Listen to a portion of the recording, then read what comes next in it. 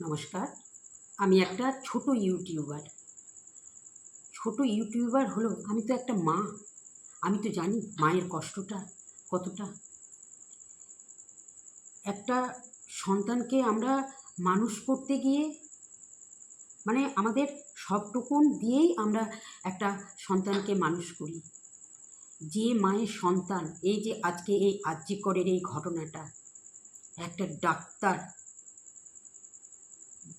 যাদের কাছ থেকে আমরা ভরসা পাই, যাদের কাছে গেলে আমরা সুস্থ হয়ে যাই, সেই ডাক্তারেরই আজকে কোনো সুরক্ষা নেই।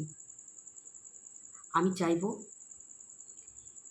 এই আরজিকর কাণ্ডের আমার এই মেয়ের তুল্য এই মেয়েটির যারা এত বড় ক্ষতি করেছে, যারা দোষী, নরপিশাচদের যেন কঠিন থেকে কঠিনতম শাস্তি হয়।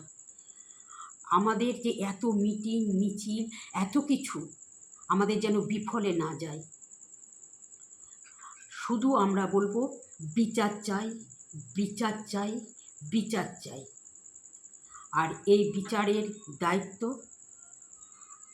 যাদের ঘাড়ে, তাদেরকে বলবো এই বিচারটা যেন একদম সুষ্ঠুভাবে হয়।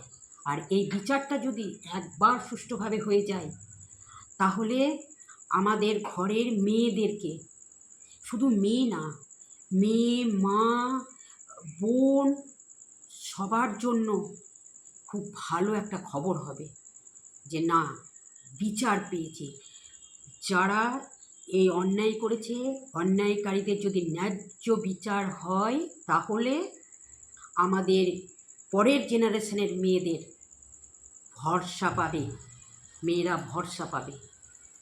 আমি চাইব আরজিকর কাণ্ডে যারা জড়িত, এই মেয়েটার ওপরে যারা এই নিষ্ঠুরভাবে অত্যাচার করে তাকে নোংরাভাবে ধর্ষণ করে যারা হাত পা ভেঙে যারা ওর এত বড় ক্ষতি করেছে, তাকে মৃত্যুর মুখে ঠেলে দিয়েছে, তাদের যেন কঠিন থেকে কঠিনতম শাস্তি হয়। আর এই শাস্তি আমরা যেন এই মুহূর্তেই দেখতে পাই। আমাদের অপেক্ষা করতে পারছি না। আমাদের প্রত্যেকটা ঘরের মায়েদের চোখের ঘুম হারিয়ে গেছে। এই দৃশ্য যখন আমাদের ঘুমানোর সময় মনে পড়ছে, সারা রাত্রি আমরা জেগে থাকছি। আমরা চাই এর একটা ন্যায্য বিচার হোক।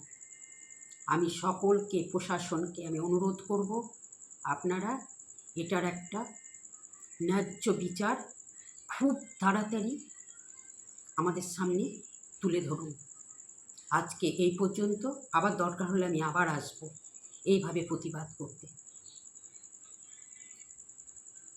বিচার চাই, বিচার চাই, বিচার চাই।